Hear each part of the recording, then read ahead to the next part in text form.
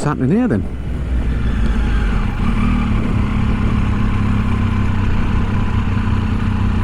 Oh, coffee stop maybe? Don't know. Gas station. Right. Has an Amazon coffee. Well, that was good. Quick coffee stop. Turns out that particular petrol station always has a, I think it was called a Parrot coffee shop.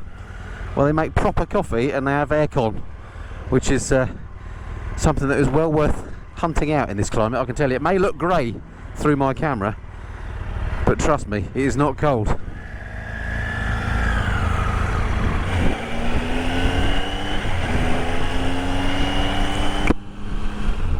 But don't think I'm complaining, because the weather back in Blighty when I left was not conducive to riding a bike. It was -1, as I think I may have already mentioned.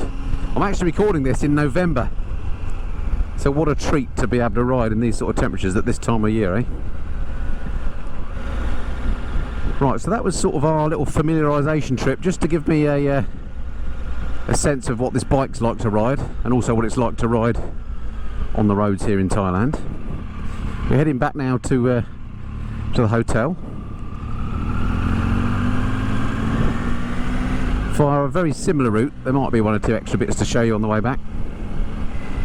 I think we might be doing a U-turn here by the looks of it.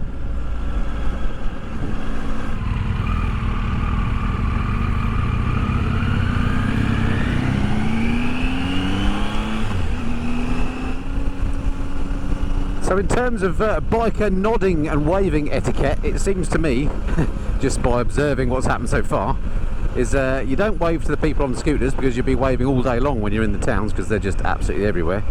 So there's no waving going on there, sort of to be, oh wow, look at this view, to be a bit obvious really, to understand that. But if you see somebody that's on a similar sort of bike, so we passed a Harley earlier, I noticed Paul waved at him and he waved back, so that must be the etiquette.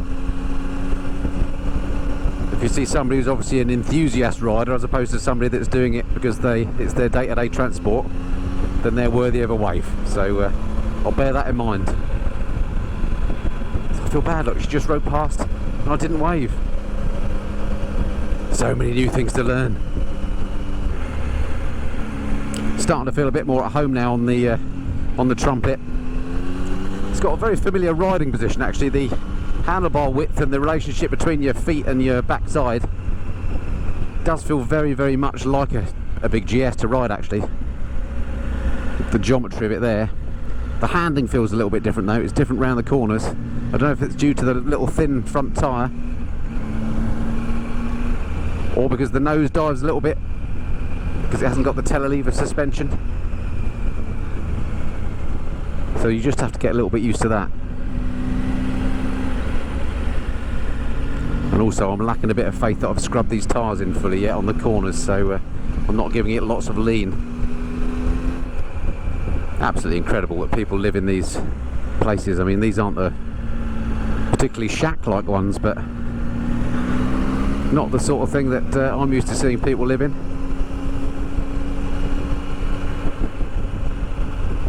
Of course, the big thing is here, you don't need heating, so you're not going to die of exposure if you do live in a shack, so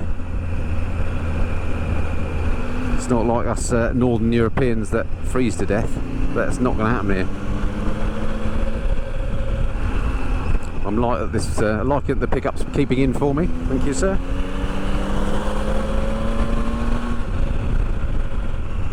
I'm assuming that because there are so many two-wheeled vehicles around, people are very aware of them, so do keep an eye out in the mirrors and so on. And if that pickup's anything to go by, they do pull over for you. Now here's a motorcycle with a load up, look at that. Passenger and about a month's worth of shopping by the looks of it.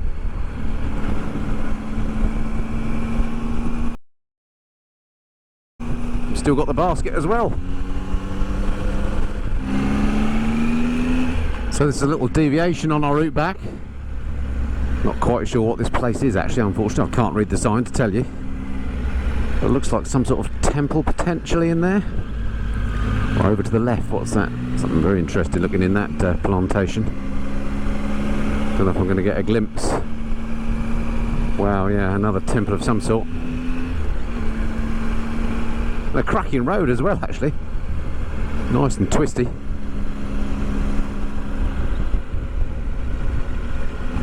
I love these palm trees. It just, I don't know what it is about them. It just makes anywhere feel exotic, doesn't it? Although, of course, in this case, it is properly exotic anyway. Or it is to a lad from Norfolk. What a lovely road.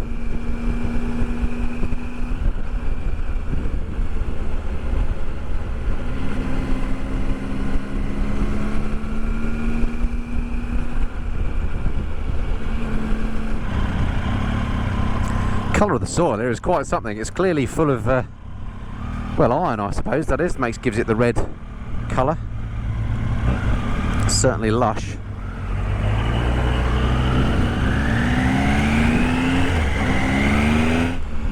And we're back near the mountains again, those casts that we were talking about earlier. They certainly are majestic in the background here.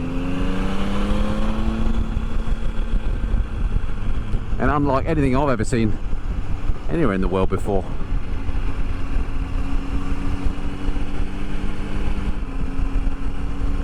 Wow, what a place. Yeah, this really is something special. Unbelievable. What an amazing planet we live on, eh? Just the variety and diversity of landscapes that we've got. I mean, you could be on another planet coming here because there's nothing about this that's familiar.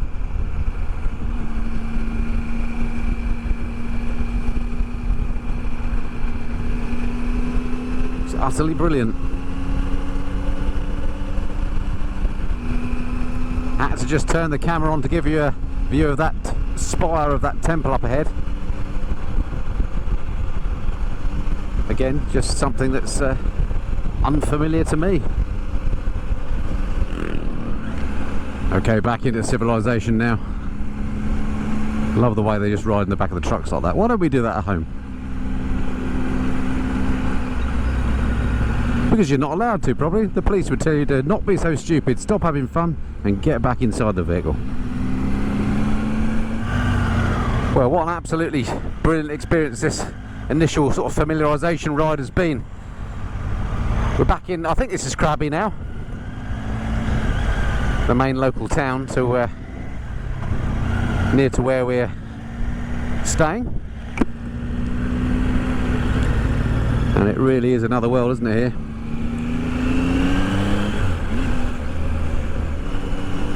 What a great first ride out. Brilliant fun.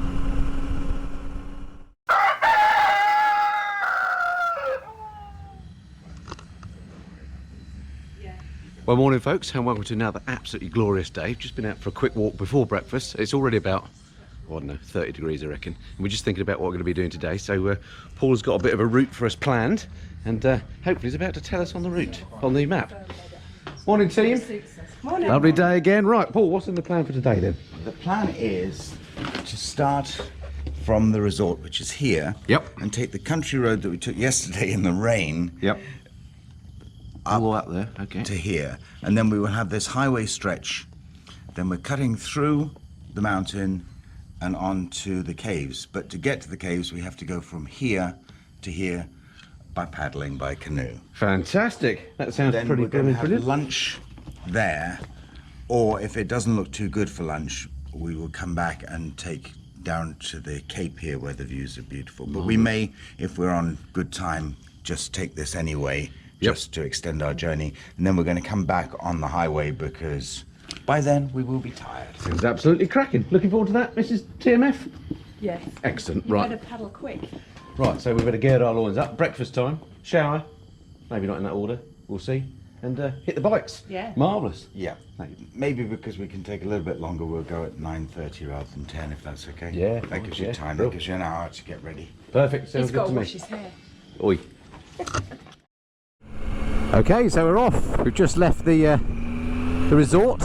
Carol's on the back. My first experience of riding the Tiger 800 with a pillion, and I have to say, so far very impressive. I don't really notice she's on there once again. Maybe she's just a very good pillion indeed.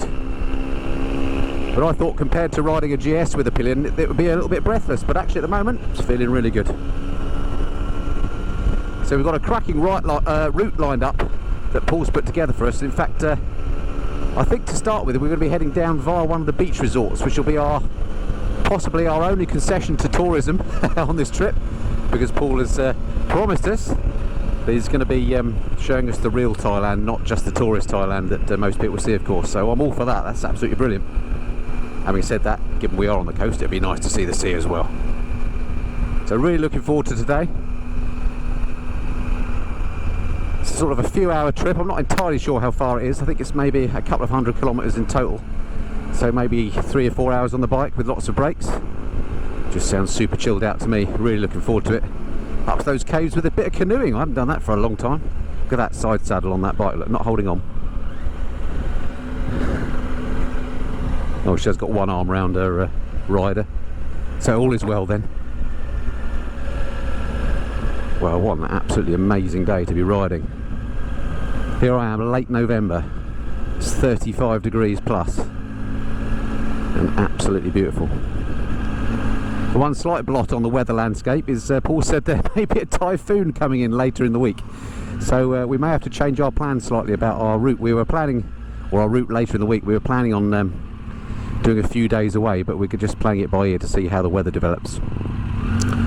But there is plenty in the local area to see if we don't end up doing a bit of a tour.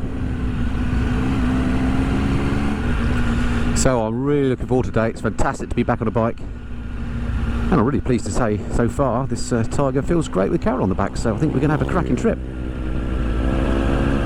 Stick around and stay tuned. Interesting temple type arrangement there. Look at that. Actually, that's a mosque by the looks of it, I think. Yes. Looks Islamic. Very impressive. Real mix of religions here, it turns out. Mostly Buddhist, I'm not sure what the proportions is. And then next, it's Muslim. And there are a few Christians as well. Very few people that aren't religious, so I'm very much in the minority here. But it's fascinating to learn about these things. Paul's on the GS, as you can see. He looks very similar vintage to mine. We'll learn a bit more about that later, I'm sure. An excellent bike to be riding around these places. Man, it is hot today. Just keeping a good look in my mirrors because traffic comes at you from all angles here. Okay, this feels like it's getting into a bit more of a touristy area now. Seeing a lot more Westerners wandering around and more fancy looking hotels. I think this area, which is the sort of crabby beach area, is known as Ao Nang, A-O-N-A-N-G. So right down on the southern tip, pretty much, of Thailand. I'll find a map and stick it on the screen just to give you a bit of orientation as to where in the world we are. Only been here 2 days, but I'm absolutely loving it here. This won't be my last trip, I'm sure. Okay, so coming down to the beach here now, just check out the seaside here. This is why you can see this is a tourist area. Little shrine there to the King of Thailand. See a lot of pictures of him around, obviously an important fella. Come on then, sunshine. Turns out that zebra crossings are sort of optional here, but as they're Westerners, they obviously think you have to stop. But in fact, most of the locals don't, it turns out. Okay, check out this beach. Now that is nice, isn't it? Once again, the words tropical paradise come to mind.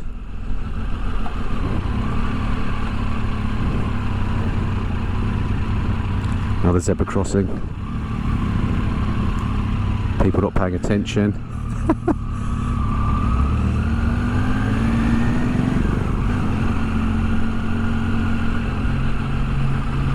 Look at that, they're washing the streets with what appears to be a fire engine. Why not? Bikes absolutely everywhere here. So this is the Thailand that most people see. Touristy Thailand. Absolutely nothing wrong with it, of course, and does play a major part in their economy, but I'm more interested in seeing how real people live. So hopefully that's what we're going to see a bit in the next few days, albeit with some serious touristing thrown in as well for good measure, I'm sure. Oh, more pictures of the king.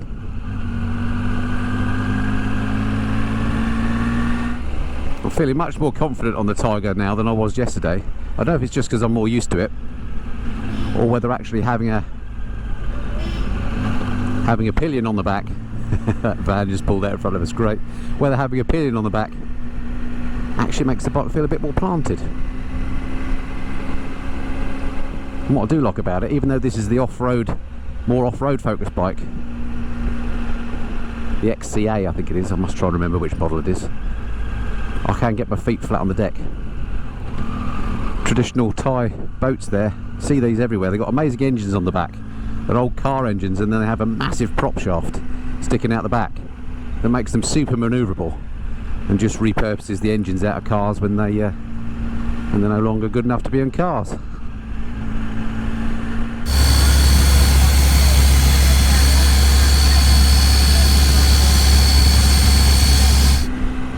Well, I hope this new GoPro I've got is capturing some of this stuff and the picture quality is okay, it's not too shaky, and indeed that this mic is working okay. Quite excited about my new setup with this remote on my arm. Can you see that? See, I can actually tell that I'm recording, and I can see what the battery's doing and all sorts, theoretically. First time I've toured with that, I don't know why I didn't do that long ago. Makes life so much easier. Okay, so it looks like we're coming out of the main touristy area a bit now. Well, clearly there's quite a lot of tourist tat on the right there. I'll speak to you when we're a bit further on and in a slightly more rural area. Okay, so I've turned the camera back on a bit before I intended to, just because this beach here on my left and these islands out here look absolutely incredible. Really gorgeous. Like nothing I've seen before. Around here somewhere, one of those James Bond films was done. It's very much that sort of place. That's how exotic it is. James Bond was filmed around here. Very nice. So that was Krabi Beach Resort. Just trying to get used to the way the priorities work here. Not sure what that car's doing over there. Seems to be waiting, so we'll take the opportunity. Oh, it's such a treat as a Brit to come somewhere abroad and ride on the left. You don't have to think about that. The roads just seem a bit more logical. I know my American friends may not think that is the case. There's actually more places in the world that ride on the left than you think, because of course Australia and New Zealand, I believe, do. I think India they do. You know, these are places with lots of population, so it's not that unusual to ride on the left. Presumably it's places that were former colonies of the Brits. It's terrible really, isn't it? Right, and off into the hills, something a bit more rural perhaps. Okay, so it looks like we're about to cross a dam. Pretty impressive. We are indeed. A little bit of water that side. Big bump. Let's have a look.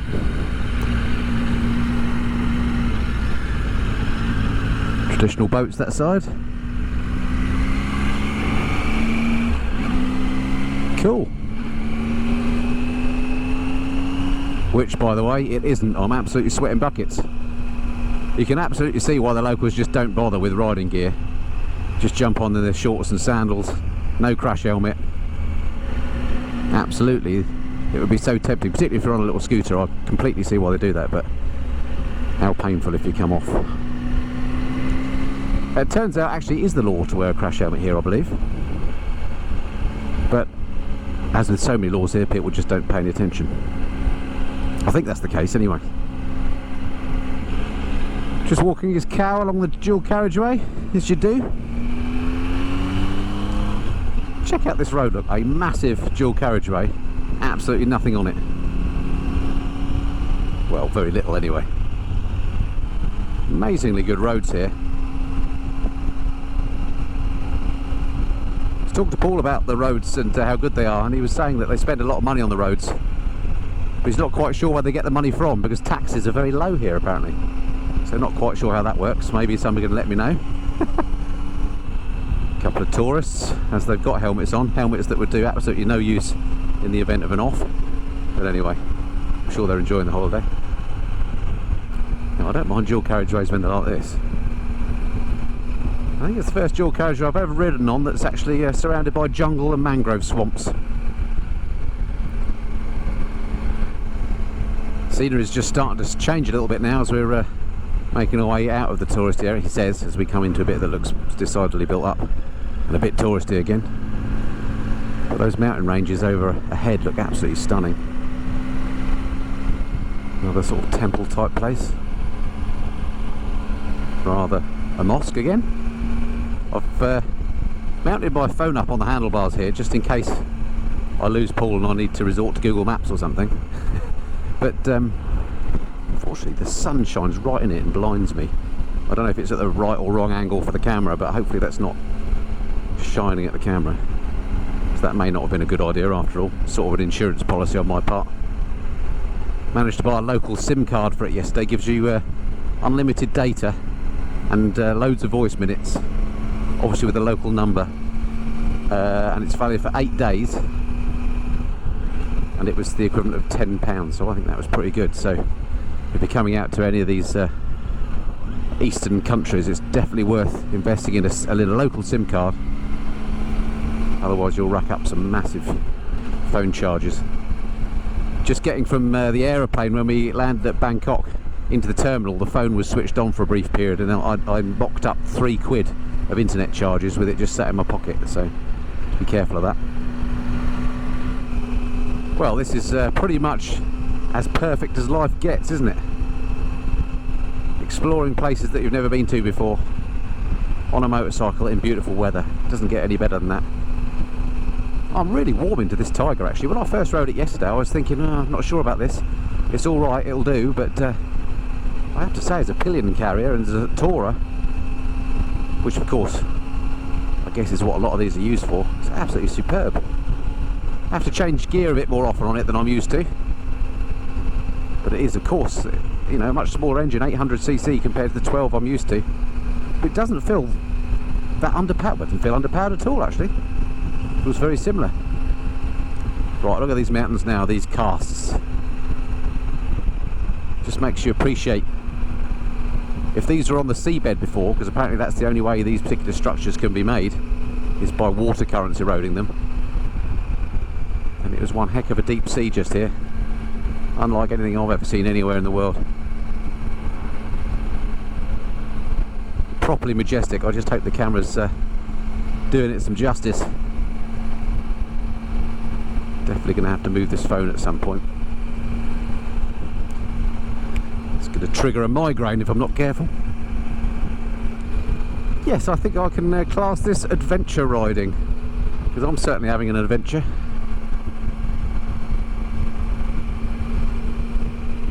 Absolutely stunning. I don't know where to look next. Feels so wrong not waving at motorcyclists. Bannaisa, B-A-N-N-A-I-S-A. So just up here, we're just about to pass another one of these scooter cum car things that's had a sort of sidecar arrangement added. They're amazing forms of transport, they really are. Paul was telling me you can buy a brand new moped, one of these Hondas or Yamahas, like that's based on. They're 125cc, and you can buy them brand new for the equivalent of about £100. How on earth do they do that and make a profit? When you consider how much bikes cost at home, even if you bought a moped, you'd be looking at £2,500–3,000 more if you buy a Vespa or something. So no wonder they're so prevalent here.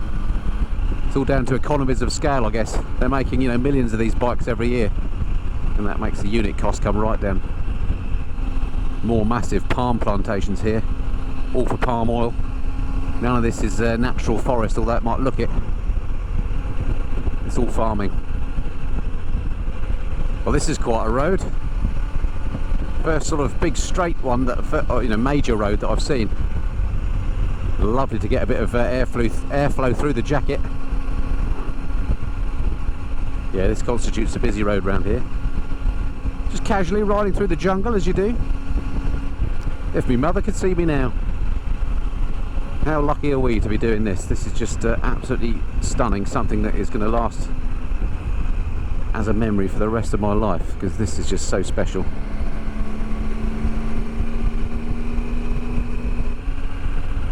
When I see landscape like this, I can't help thinking of Vietnam, which obviously isn't that far away. For all those images from the 1970s from the newsreels. Certainly if you're someone of my age, that's it sticks in the mind. Also makes me think of those troops that fought in these parts of the world in the Second World War. What was Burma, or Myanmar, being just the north of Thailand, where of course British and Australian troops were based. And the Thais were actually the enemy there on the Japanese side. Well, I'm not sure how much of an active role they played in World War II. Certainly they were allies of the Japanese rather than allies of the, in quotes, allies. But I'm not sure even if countries like Britain even recognise Thailand as being at war with them. But so quite interesting there. I must find out more about that. Another mosque. I have to say, so far I've seen more mosques than I've seen Buddhist temples, which surprises me a little bit, but I'm sure there'll be some Buddhism to come. Okay, so we've just turned off the major road now in the direction of Phuket, and I mainly really only told you that because I wanted to say Phuket. Childish, isn't it? We appear to be stopped for some sort of police checkpoint. Don't know what goes on here. Here we go, this is what a police vehicle looks like. Bear that in mind. Hopefully it's not going to be any sort of issue. And hopefully we can get it over with fairly quick, because it is absolutely cooking when we stop. Can't see what temperature the bike's at, but it ain't going to be like in this sitting, not moving.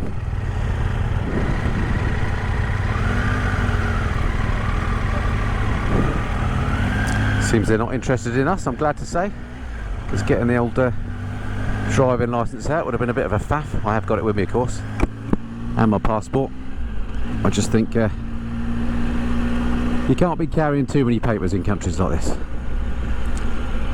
Oh, this looks like a shady glen. Short-lived, sadly. Okay, so we're in a little town now. Alas, I don't know the name of it, but this obviously isn't a touristy town. Much more of interest as far as I'm concerned. Fancy looking building on my left. Somebody's put a nice villa in there. A little bit out of place perhaps.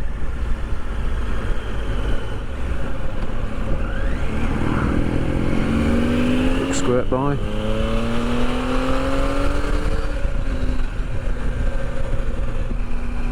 Okay, back in amongst the jungle, as I call it. Technically probably not a jungle. I don't know what the definition of a jungle is, but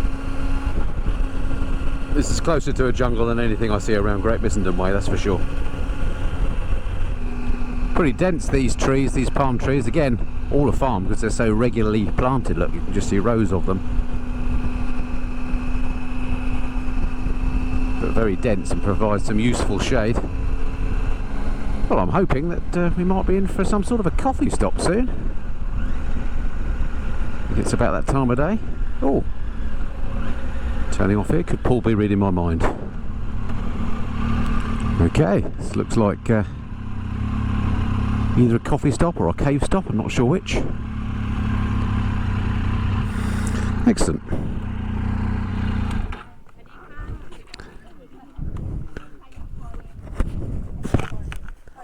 Oh, marvellous. A little bit warm. Okay, so that's the first leg of our job tour done, and we're here at the caves. What are these caves called, Paul? I can't remember what they're called. And How are we spelling that? Or doesn't that bear any resemblance to how we say it? no, doesn't. Fair enough. And Tam Lot. Tam is a cave. Okay, And okay. Lot, I don't know. So the plan is get our shorts on. Plan is And go go and there, chill get for a your bit. Shorts on, Yep. have a drink, and then we'll set off on the canoe. Fair dues. Right. Okie dokie. We'll catch you in the caves. Likely to get wet. That one can get wet. Wallet. Right, we're all tugged up. We're about to get some canoes. One kayaking 700. One canoe 700. So what's the deal there? I renegotiate the price. That's overcharged. That's outrageous, isn't it? Try to charge a tourist price rather than a local price. Oh, fair enough. Suitable health and safety employed. Be in the back? Yep. Okay. What is he doing?